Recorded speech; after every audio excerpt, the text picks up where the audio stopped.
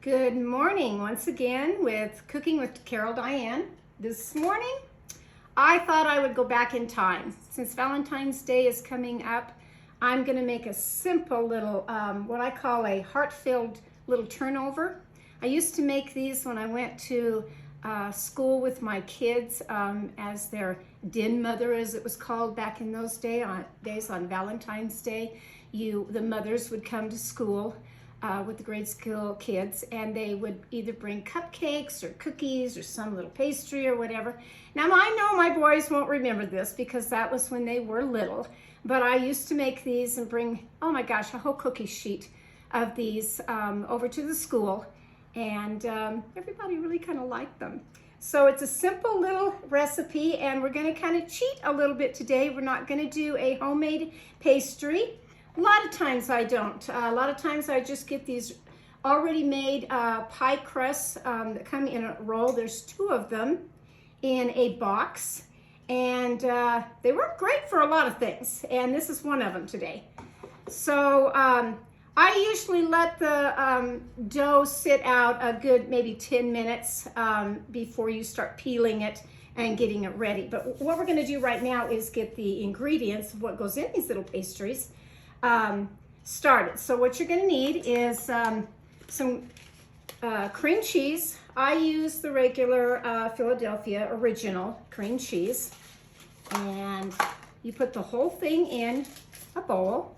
And today I'm not using my great big tabletop mixer. There's really no need to, because this is just going to go in this bowl and get all kind of mushed up in here. I will grab one item that I forgot. Sorry, thought I was really prepared this morning, but I'm not. You just kind of smush that up in the bowl just a little bit before you put the beaters to it. And then you take vanilla extract again, because that is your flavoring. Just a teaspoon of that.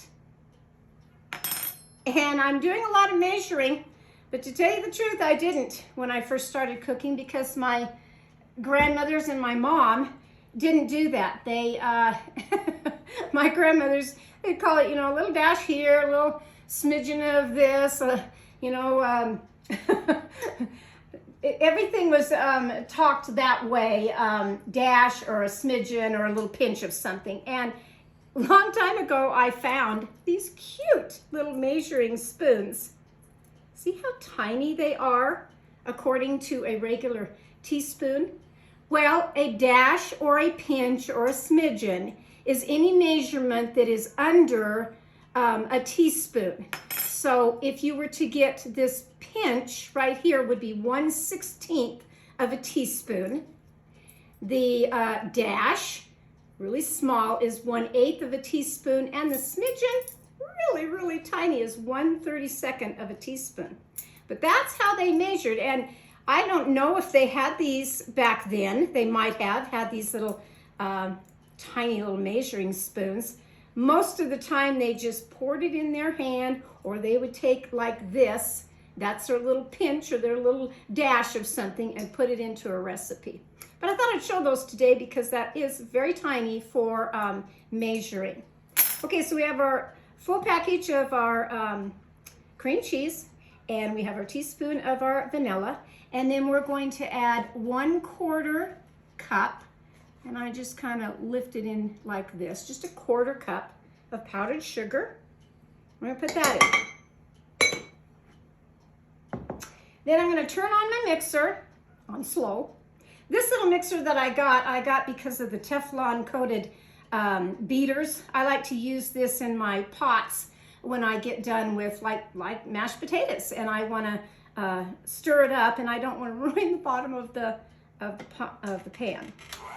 Okay, so we're just going to kind of get in here, and my cream cheese is a little cold this morning. You can set it out and have it at room temperature. Would work a little better for this recipe, but no worries, because if it sticks to the top of your beaters, just take your rubber spatula and kind of help it along in the bowl. You just want to get it where it's beat up enough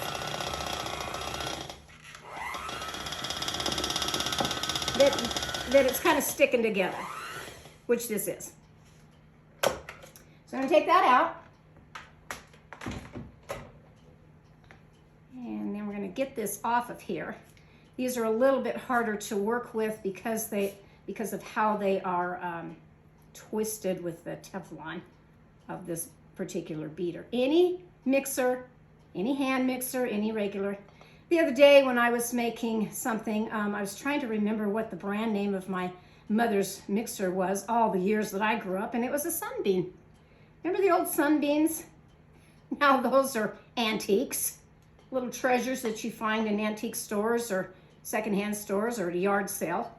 And but that's what I remember my mother making all of her little things with, was a Sunbeam mixer. And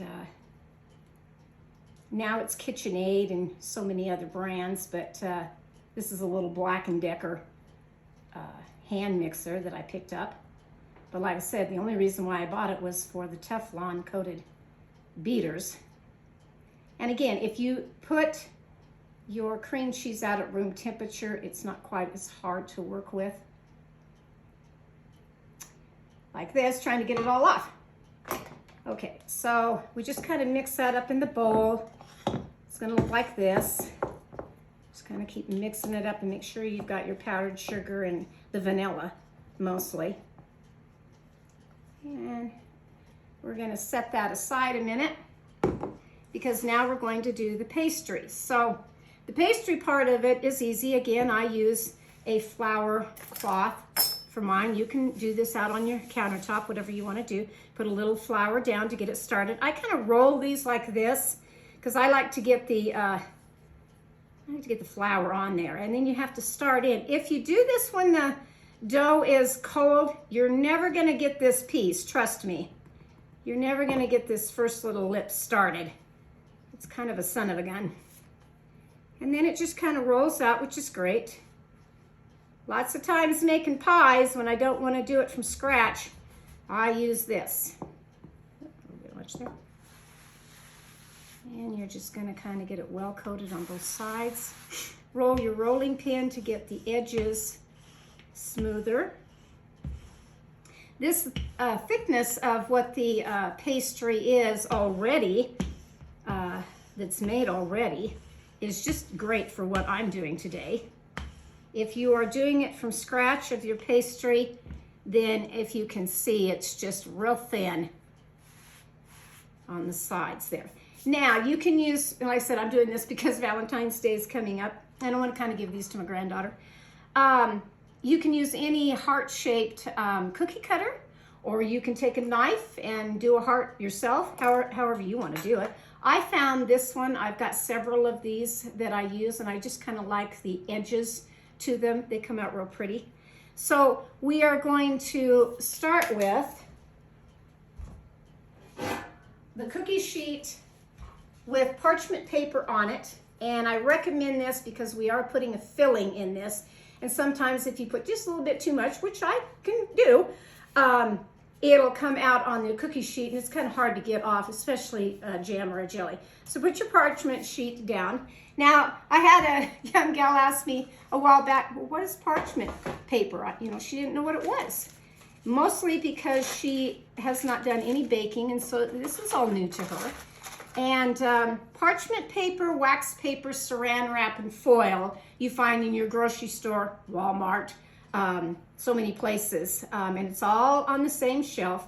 And parchment paper is this kind of paper. It's not the wax paper with wax on it. You're going to be cooking with this, and you want things to come off your cookie sheet easily, so that's why you put down parchment paper. It comes in a long box that you can buy, just like if you're tearing off a aluminum foil, or you can buy it now. They didn't have it back when I was doing all this. It comes in a longer box where it's already pre-cut sheets that fit right into your cookie sheet, which are great. They're really great. But today, I'm just using this. Okay, so now we're gonna start, and we're just gonna start cutting out the shape of the heart. And you see it makes a nice little shape. And we put that down on the cookie sheet, on the parchment paper. Now, with this particular one, I was only able to get 4 of my little pastries out of this sheet. So if you're going to do this, I recommend buying 2, 3, or 4 boxes of the pie crust to make this, or make your pie crust from scratch and make a whole bunch if that's what you want to do. This is a quick and easy for me because I don't want that many, so this works out just fine for me.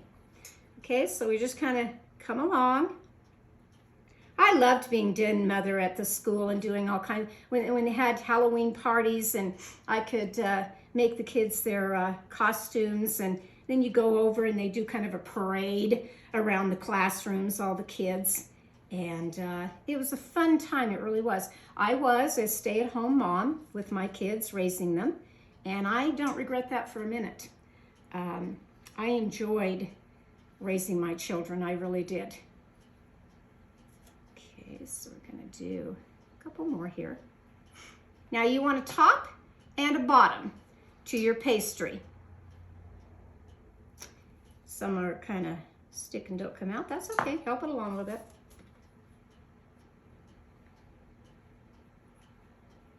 I said you can use a heart shape cookie cutter, different shapes if you want, whatever you want to do. And so this is how they're going to look, like this. Okay, and I'm just going to kind of move a couple of things out of the way here so that you can get the full view of what I'm doing. Okay.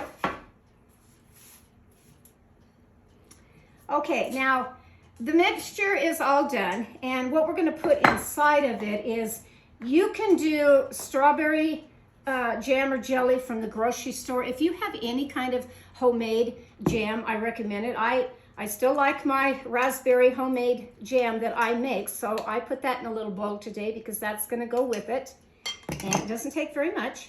And then to get these I'm first going to start with a little coating on the outside to make the top and the bottom stick together, and a couple different ways to do that. Also, if you don't have a way to have my cookie cutter of the pretty design, this little scallop design, you can take one of these, which is a little, see how the little wheel turns? And it's for pie crusts, and it makes a nice little scalloped edge. You can run that around, you know, your little heart, however you want to do it. There are a couple of different, when you have soft butter, not margarine, butter, and you want to brush it on, you can buy a brush of a pastry brush. There's these old-fashioned ones that I use all the time also. Or, believe it or not, the best thing to use is a regular little small paintbrush. I buy these by the box full, different sizes, but I buy them by the box full at Harbor Freight. And I really like them for these little projects. Okay, so now what we want to do is we want to take the butter. You can go on top, you can go the side, whatever. Just get you a nice little amount on there. And you're going to go around the sides of it, just the outer side. Now, because it's a top and a bottom, we're only going to do this row right here with the butter, because we don't really need it on the top. We just need it to stick together when we put the top on. So the butter's going to come right like this. Just a little bit. Don't have to do a whole lot. Just a little bit. Okay? And now you're going to take your cream cheese, and because I didn't set out another spoon, I'll just do it this way because I can. You're going to I use the back side of my spoon, and you're just going to take enough where you spread it on to the pastry. Oh shoot, I did the wrong one. And that's okay. It's okay. See, it's my kitchen. I can do what I want. I'm going to put it on this side. Just enough cream cheese. Now, you need to kind of spread it out evenly on here. Otherwise, you're going to, when it bakes, you're going to have kind of a little lump if you don't. I've preheated my oven, and we're going to bake these at 350 for about 15 to 20 minutes. This won't be a two-part video because I've already made the 4 that came out with just one pastry, I will make more of these when I go to the store. I'm a little low on my supplies right now. I need to go to the store and buy some things, and this is one of them, is more pastry. Okay, so that's that part. And then you're going to take just a little bit of your jam, you know, and you're going to spread that around. A little bit of the jam. This is how I do it.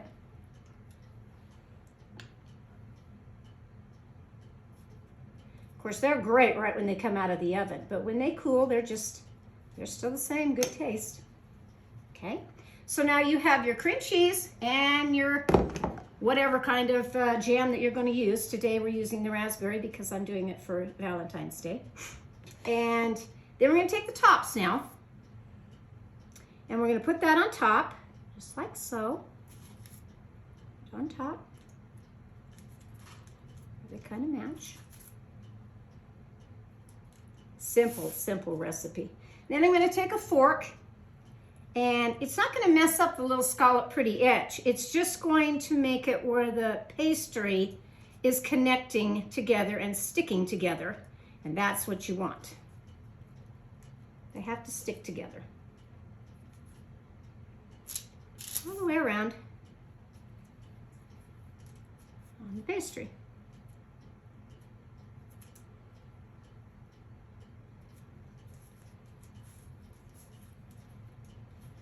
Easy. You can be doing this with your grandkids. They love to help in the kitchen. Mine does. She's 8 years old. She's going to be 9. And she loves cooking with her grandma. Okay, and then I take, very much like when you're making a pie, a fruit pie, and I take the sharp end of a knife, and I just do 2 little areas right here for air. And then I go back with my pastry of the butter, and you're going to do the top part now of the pastry with butter. Getting that all.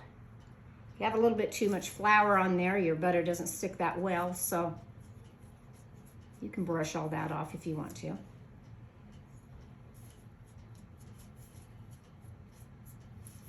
And that's all you do on that part. And you stick them in the oven, like I said, 350 for about 15 minutes, give or take. You have to kind of keep an eye on them so they don't get too golden brown.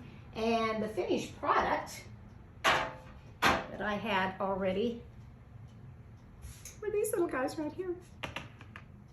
These little cute little guys right here. Now, when I took them out of the oven, again, I took my pastry brush here and I coated it with butter. And then I just took, you can use the white sugar of the sprinkles. I just use this of what I decorate at Christmas time with the red, because again, it's Valentine's Day. So I just sprinkled that on there. Also, if you I took on one of them, which I kind of like frosting on mine. So I took a 1/4 cup of the powdered sugar, just a few little drops of the milk. You stir it around with a little whisk. You don't want this thick, you just want it. You can add your little dash, little tiny drop of vanilla flavoring to your icing, frosting. And see, it's gonna look like that. You just want it enough that it's gonna drizzle across